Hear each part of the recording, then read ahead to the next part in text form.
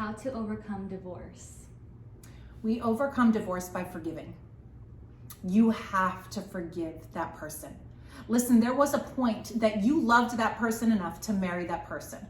So don't just sit here and dwell in the hate and dwell in the unforgiveness and dwell in the bitterness. You forgive that person and you forgive yourself and you release that person to the Lord. You release those feelings to the Lord.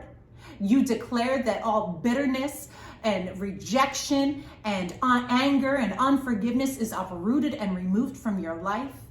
And you pray that that person is blessed and you release them.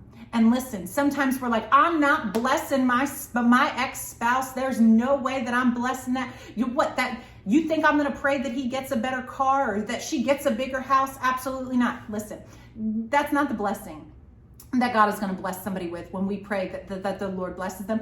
He's going to bless them and tell them how they're out of right alignment with him, how they need to get back into alignment with him. That is a blessing to know that we're out of alignment and that we need to get back. He's going to let that person know that, hey, you need to forgive her or him.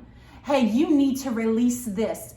That is the blessing that we're praying over them, and that is the blessing that the Lord will give them. But you first have to, before right now, that ex is in chains of bondage because you have not released them, because you have not forgiven them. So your unforgiveness is holding them in bondage, and they can't get right with the Lord and until you release them and forgive them. So release them and forgive them and declare your freedom and ask the Lord to bless them, and he will.